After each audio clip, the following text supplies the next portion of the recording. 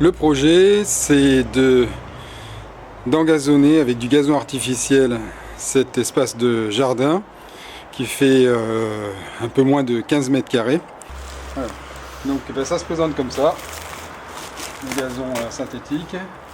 Donc une couche à peu près de 1 à 2 cm de gazon, celui-là est assez bien imité, et après un film plastique qui est quand même rigide. Donc c'est pour ça que j'ai bon espoir qu'on ne sente pas trop les cailloux, sinon tant pis on enlèvera tous les cailloux. J'ai posé une quarantaine de kilos de sable, ça permet de mieux voir où sont les cailloux et ça amortira quand même beaucoup plus la pose du gazon, ça fera moins d'irrégularités sur le terrain. Voilà, donc le sable est posé et on va maintenant replacer le premier rouleau.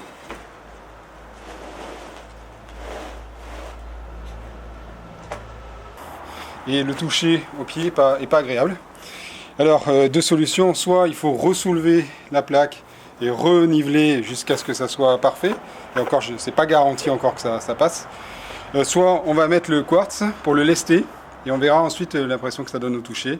On va faire l'expérience de suite. Ça c'est un sac de quartz, ça fait 25 kg.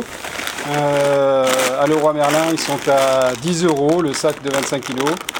Normalement il faut un sac 25 kg pour 2 mètres carrés. Voilà. Mais on va quand même le doser lentement pour éviter d'en avoir trop. Parce que 25 kg ça paraît quand même assez énorme. Donc je vais le verser. Alors de près, voilà ce que ça donne le quartz quand même de près. Mais c'est une espèce de gros sable. C'est assez joli d'ailleurs, c'est brillant. Un gros sable rigide. Voilà, ça colle sur les mains quand c'est mouillé. Et on y va, on lance l'opération de lestage.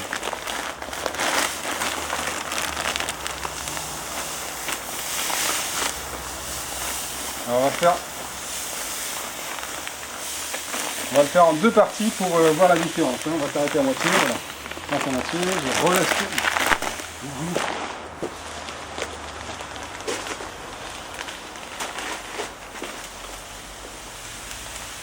Après, ce sont pesant de cacahuètes. Alors je suis passé au balai plutôt parce qu'avec le peigne c'était trop long. Le peigne ce sera pour faire les finitions. Et maintenant qu'il est passé, on va faire la différence. On va regarder au toucher la différence entre la zone sans quartz et la zone avec le quartz. Donc là on est sur la zone sans quartz, à part sur les pieds il y a du quartz, mais sinon pas sur l'herbe. Voilà. Donc là j'ai toujours cette impression de flottement quand le tapis n'est pas calé. Je passe sur la zone de quartz. Et là c'est beaucoup plus doux. Alors déjà le pied s'enfonce dans le sable.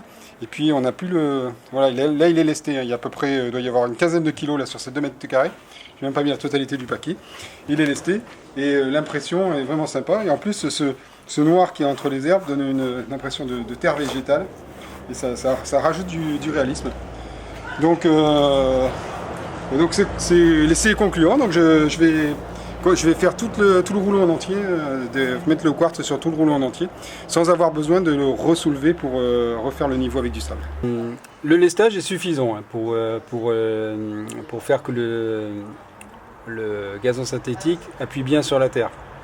Par contre, pour être sûr qu'il n'y ait pas un mouvement de plaque, je vais quand même rajouter des clous de charpentier. Donc ça c'est des clous de 180 mm acheté à Castorama, 6 € la boîte. Donc le diamètre est assez impressionnant.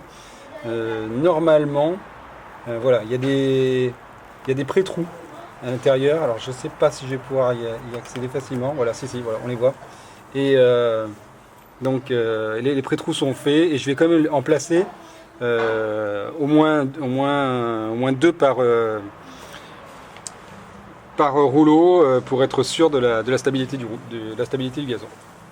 Voilà, je les ai fait chevaucher donc un mariage parfait. Ça. Et on va passer.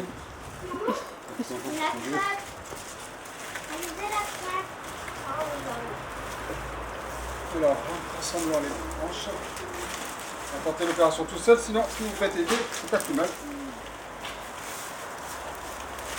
Séquence émotion. Comme ça.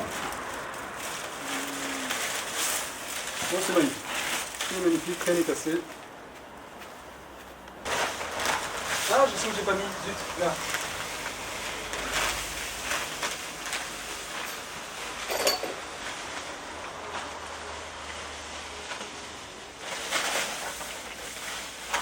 Trois années se sont écoulées entre le moment où cette vidéo a été faite et les images que vous voyez là, mais ça vous donne une bonne impression du résultat final et vous voyez que finalement dans le temps, cette installation tient le coup.